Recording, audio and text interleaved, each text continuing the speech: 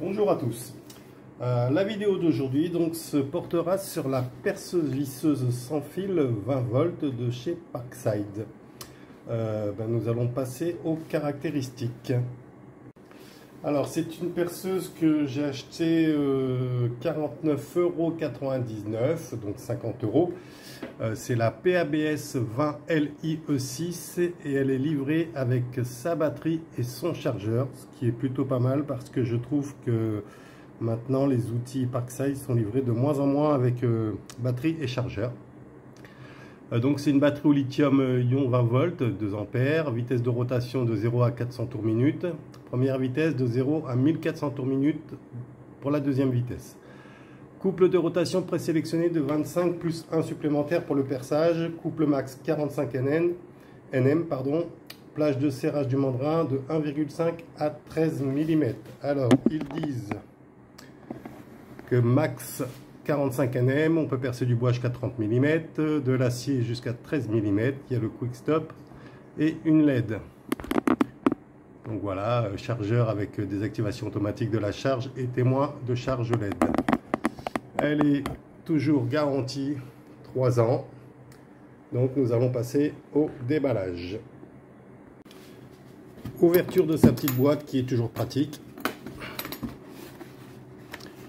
Donc à l'intérieur, vous avez bien sûr le chargeur, la batterie, la perceuse visseuse et une petite boîte.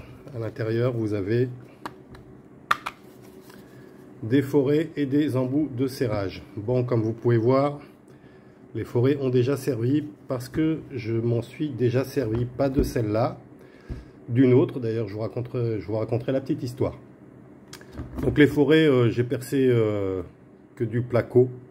Donc dans le placo, tout rentre, hein. Il n'y a pas de souci. Pour les embouts de vissage, c'est pas de la top qualité, mais dans l'ensemble, je m'en suis pas mal servi. Je ne sais pas si vous allez bien voir, mais il reste encore correct, sale, mais pas abîmé en fait. Donc on verra bien dans le temps. Toujours sympa d'avoir une petite boîte à forêt et embout de serrage dans sa caisse. Bon, les batteries, hein, comme d'habitude, 20 volts team. Bon, la mienne, je ne sais même pas si elle est rechargée, est-ce que je m'en suis servi? Non. J'espère qu'il y aura assez de batterie pour vous faire un petit test. Quant à la visseuse perceuse, eh bien, je vais vous dire que je trouve que c'est de la qualité quand même. Vous avez un mandrin qui est en métal. Si je mets la batterie, ça ira mieux. Et pendant que j'y suis, je vais reculer un peu le téléphone. Voilà. Donc le mandrin est en métal. Ce qui est sympa pour le serrage. Je vais vous mettre un embout.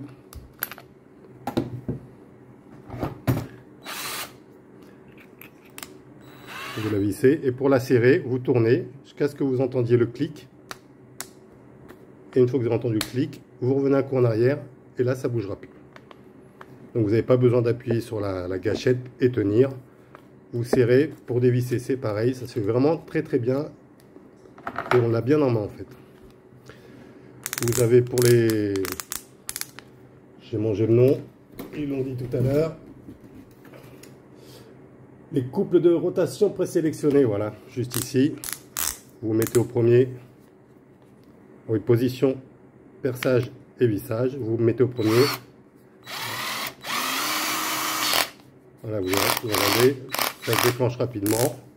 Plus vous montez, oui, là c'est quand même beaucoup plus dur. Voilà.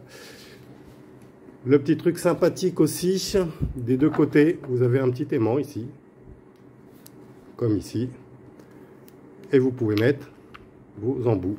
Et moi je trouve ça plutôt pas mal. Quand je m'en suis servi, c'était bien pratique d'avoir la possibilité d'avoir 2 embouts en fait. Et ça bouge pas, ça tombe pas.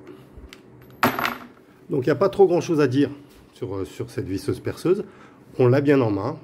Bon, elle est un peu lourde, elle est jolie. Elle fonctionne bien, sauf que moi il m'est arrivé une petite aventure. Bon, celle-ci je m'en suis pas mal servi, j'ai pas eu de soucis. Hein. et elle fonctionne très bien, très pratique. Donc je range ceci et ma petite histoire.